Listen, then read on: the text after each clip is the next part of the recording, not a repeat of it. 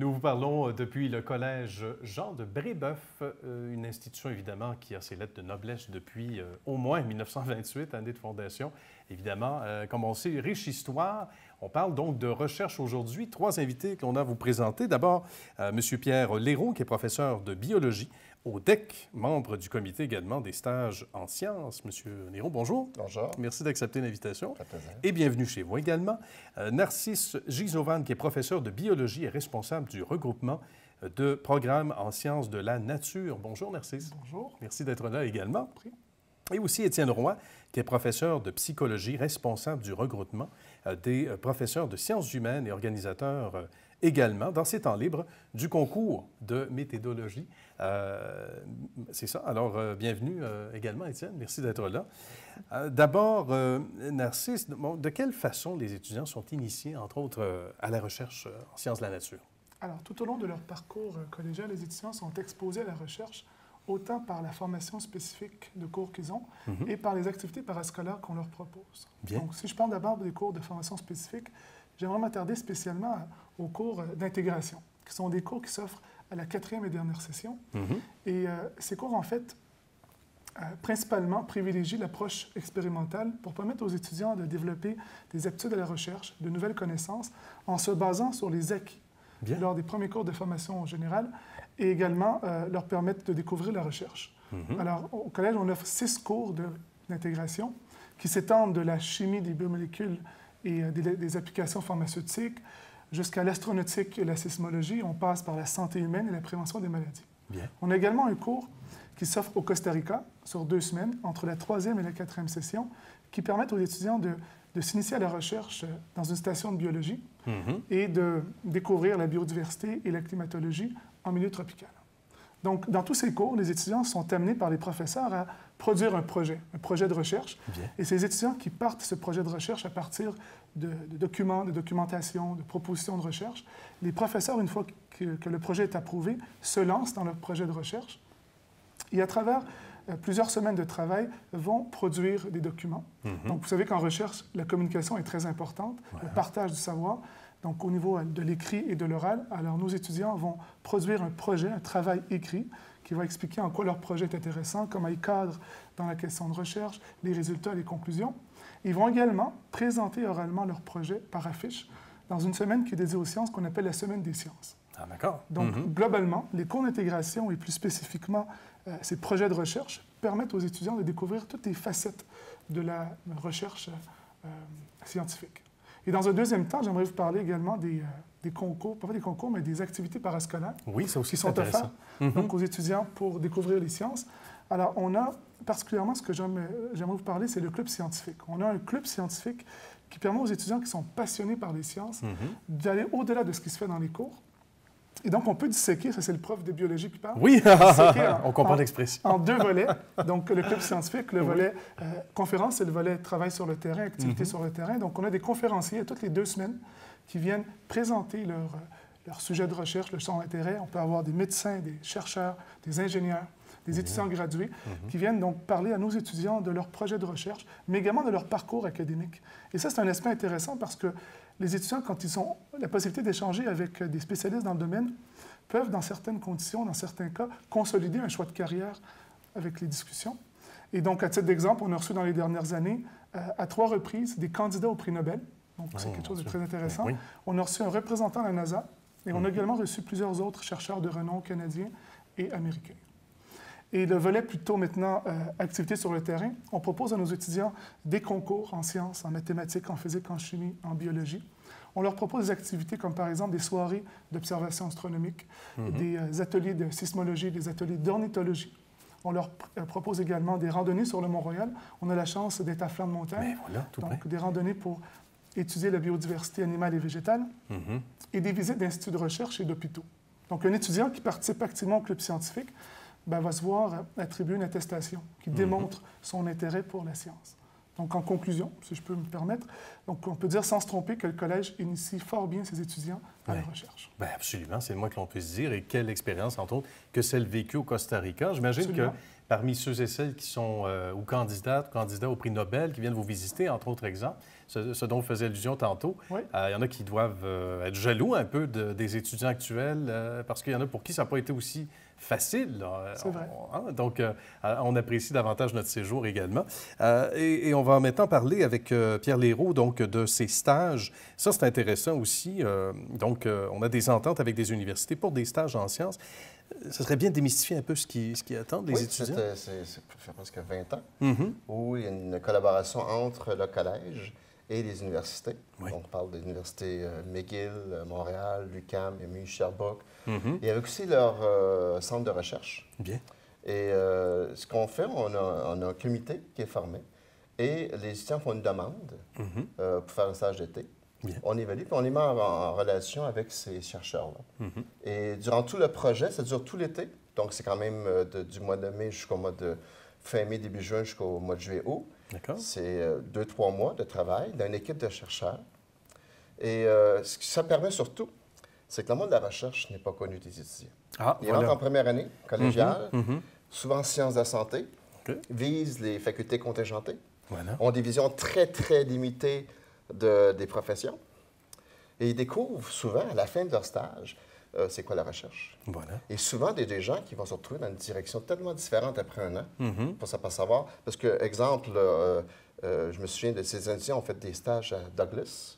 Oui. Et des très bons stages. Et ils sont venus de... Et en plus, dans ces stages-là, comme exemple, ils font partie intégrante de l'équipe de recherche. D'accord. Dans les centres de recherche, on a toujours ce qu'on appelle le brainstorming qu'ils font. Ah oui, oui. Ils sont inclus dans... Donc, ils sont sur le terrain, là, Oui. ils peuvent interagir. Ils vont interagir. Et même, dans plusieurs cas, ils vont même publier. Ils vont être auteurs même de certains articles et même présenter le résultat dans des congrès scientifiques. C'est pas tous la même façon de faire, mais beaucoup, c'est comme ça. Fait que l'IA revient. Ensuite, ce qu'on fait, on fait un genre de dîner où on invite tous les superviseurs des centres de recherche et d'université, les professeurs qui encadrent les étudiants, et là, on remet une certification. D'accord. Et en plus, ils présentent le résultat sous forme d'un peu, comme Narcisse disait, sous forme d'affiche, comme un congrès scientifique. Voilà. Et là, ça fait une relation. Et on voit dans la vie des étudiants là, qui viennent de découvrir une chose qui est inconnue pour eux. Bien, j'imagine. Et ça déclenche. Ils viennent d'être vaccinés. Là. Ah oui, oui, tout à fait. La piqûre est là. La piqûre est là. Et ça reste à vie, évidemment. Totalement. C'est fort intéressant. Étienne, maintenant, si on parle donc des étudiants, ils sont appelés aussi à être initiés en quelque sorte à la recherche. On peut en parler ensemble? Oui, bien, en sciences humaines aussi, hein, on n'a pas souvent le réflexe de penser qu'en sciences humaines, on fait de la recherche scientifique. Voilà. On a, à la 3e session, tous les étudiants sont inscrits au cours de méthodologie de la recherche, initiation pratique. Donc, c'est un projet de recherche qu'ils vont monter sur une session. Ils connaissent pas. Ils ne s'attendent pas à ça. C'est un très gros projet. Et il y a un concours de méthodologie. Donc, c'est pas juste un cours là, où on va avoir une bonne note. C'est vraiment un concours où on va encourager les étudiants à se dépasser. C'est souvent un cours où on commence, on dit là ça va sortir des bancs d'école, tu vas mettre ta tuque puis tu vas aller mesurer des phénomènes humains. Et là, ils se rendent compte de la complexité de ce que c'est de connaître le phénomène humain, parce qu'ils se disent, bon, moi, je suis professeur de psychologie, on leur donne des théories en psychologie, puis, bon, ils disent, OK, c'est bien, c'est intéressant, mais comment on a mesuré ça? Bien là, c'est vous qui allez le faire. Donc, le stress, les émotions, bon, un paquet de phénomènes. Il n'y a pas meilleure façon que d'apprendre, finalement. Il n'y a pas meilleure façon que de le vivre. Là. Puis, ils font leur projet de recherche selon leurs intérêts. Donc, ça peut être en n'importe quelle branche des sciences humaines, ça peut être en psycho, ça peut être en histoire, ça peut être en sociaux. Et ils font leur projet du début à la fin. Et le concours, est en 2 parties. À la fin de la session, il y a un colloque des sciences humaines. Donc, c'est sur une demi-journée. On monopolise la moitié d'une aile du collège où tous les étudiants produisent une affiche. Et là, cette année, ça va faire 140 affiches qui vont être présentées par les équipes de recherche. Et c'est les étudiants qui vont voir ce que leurs collègues ont fait. Ils se présentent ce qu'ils ont fait, ils voient ce que les autres ont fait. Et on a aussi, on invite évidemment, souvent c'est des anciens du collège, on invite des professeurs-chercheurs qui viennent faire une petite présentation là, durant le colloque pour féliciter les étudiants. Mais à chaque année, les professeurs qui viennent de l'Université de Montréal, l'Université McGill, sont surpris de l'ampleur des projets des étudiants, sont impressionnés des affiches qu'on leur présente. C'est pas impressionné du matériel, c'est rien sur... C'est impressionné sur la réflexion que les étudiants ont eue. On remet des prix en persévérance pour leur montrer que, ben, on commence un projet de recherche, puis la ligne n'est pas droite entre le début et la fin. Et que ça peut être plus long que prévu aussi. Ça peut être plus long que prévu, ça peut être plus difficile. Il y en a qui, des fois, arrivent au mois d'octobre. Je leur dis, au mois d'octobre, vous allez trouver que l'Halloween, c'est pas juste... ça va vous faire peur aussi à cette période-là. Puis ils se reprennent en main, ils ont de la difficulté. Puis on a aussi un prix d'excellence qu'on leur remet. On fait une cérémonie là, à la 4e session, un peu plus tard, quand on a eu le temps de corriger. Puis on leur remet un prix d'excellence. Et là, ils présentent devant la direction, devant les professeurs.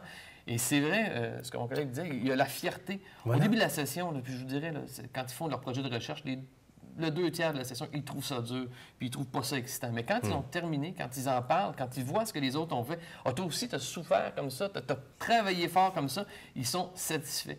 Puis si je continue, quand je revois les étudiants, quand ils reviennent nous voir, c'est un cours, le cours de méthodologie, le concours, l'expérience de l'affiche. Pour beaucoup d'entre eux, c'est vraiment pas un bon souvenir en termes de ça a été difficile, mais un bon souvenir, j'ai réussi à faire ça. Et beaucoup d'étudiants rendus à l'université, leur papier de métaux au cégep, ils présentent à des profs, disent « Je peux-tu aider dans votre laboratoire de recherche? Moi, je maîtrise ces logiciels-là. Moi, j'ai appris la rigueur de recherche. Moi, on m'a fait travailler fort, mais ça amène quelque chose. » Voilà. Comme quoi, c'est pas seulement au niveau universitaire. Ça part d'ici. Ça part d'ici. Qu'est-ce qui vous anime particulièrement? Puis je vais vous reposer la question, ou vous la poser également à vous aussi, à travers les yeux des étudiants, justement. Qu'est-ce qui vous surprend d'année en année? Parce qu'il y a des éléments qui sont, ma foi, excessivement valorisants pour les professeurs aussi. Absolument. Moi, ça fait 3 ans que je donne des cours d'intégration et je me rends compte que d'année en année, les projets sont de plus en plus complexes. Les étudiants sont extrêmement curieux. Ils veulent toujours en savoir plus. Donc, les projets se complexifient, les projets deviennent de plus en plus ambitieux. Et comme professeur, c'est intéressant parce que je dis toujours en classe que c'est le professeur qui apprend parfois le plus à travers tous ces projets où les étudiants les présentent. Donc, le professeur a un rôle de superviseur, de guide, mais il apprend énormément de la richesse de ces projets des étudiants. Et pour le club scientifique, de la même façon, on invite, comme je vous ai parlé, des candidats au prix Nobel, donc des gens qu'on voit d'habitude seulement sur des papiers ou dans des revues. Donc, on a la chance d'échanger avec eux. Donc, tout ça, c'est vraiment très passionnant pour les étudiants. Et quand je vois dans ces yeux d'étudiants, ces lumières, quand on voit quelqu'un de très connu venir présenter, c'est très gratifiant de savoir qu'on peut faire partie un peu de l'historique d'un étudiant qui deviendra peut-être un médecin, peut-être un chercheur plus tard. Ça va être excessivement motivant. Et au quotidien, on n'a pas besoin de se motiver pour venir au collège. Évidemment, on sait ce qui nous attend tous les jours. Dans le cadre des stages d'été, c'est durant l'été. Donc, en plus, ils prolongent leur année. Et justement. Ils sont prêts à s'investir pour faire ce type de recherche. Mais comme disait mon collègue, ils vont apprendre le travail d'équipe. Qu'on ne peut pas rien faire seul. Les valeurs sociales, totalement. Totalement. Parce qu'en recherche, on travaille en équipe, sinon on va nulle part. La notion de ligne droite entre le but de la recherche et d'y arriver, c'est une fausseté totale en recherche. Donc, ils vont découvrir que, parce que nous, on leur apprend, on leur fait faire des laboratoires qui fonctionnent. Donc, ils ont une illusion, depuis qu'ils sont au primaire, tout fonctionne. Et c'est mathématique. C'est totalement l'inverse. Puis ils découvrent. Et là, on voit dans ces gens-là, ceux et celles qui sont des futurs chercheurs, on les voit déjà. Ah oui, hein? Ah oui, oui. De prendre les résultats et de voir, on préfère ci, on préfère ça. D'autres, on voit que c'est peut-être pas, mais ils vont apprendre. Mais certains, là, je peux les voir. Alors, ce que je suis rendu, je les vois quelquefois 20 ans, 30 ans plus tard. Puis oui, hein? On n'est pas surpris. On n'est pas surpris non plus de maintenant. On se reconnaît à travers eux, en terminant? On se reconnaît beaucoup? Oui, bien, c'est un contact privilégié. Moi, j'ai été sur les bancs d'école ici, puis j'ai eu beaucoup de travail pour mon projet de recherche, mais j'ai eu beaucoup de satisfaction. C'est un contact privilégié d'être avec eux autres. Et là, de voir, comme prof, c'est le fun, c'est agréable de voir un étudiant motivé. Dans un projet de recherche, quand ils se dépassent, quand ils vont plus loin que ce qu'ils sont habitués de faire, c'est extrêmement motivant, c'est extrêmement gratifiant aussi de montrer qu'on travaille, on les pousse fort, des fois on les pousse beaucoup, et ils sont eux-mêmes très satisfaits de ce qu'ils ont fait, fiers, et ils ouvrent, ça leur montre, ça leur ouvre les portes, ça leur montre leur capacité. Et ça, il n'y a pas beaucoup de moments où on peut les amener à ça. Bien, tout ça est fort passionnant, et être étudiant, j'aurais le goût, évidemment, de m'inscrire du côté de Brébeuf, ne serait-ce que pour toutes ces bonnes raisons, et d'autres à venir, dont on n'a pas eu le temps de parler, mais que l'on peut deviner. Merci beaucoup à vous, messieurs, d'avoir pris quelques minutes et d'avoir partagé avec nous votre passion. Merci. Merci.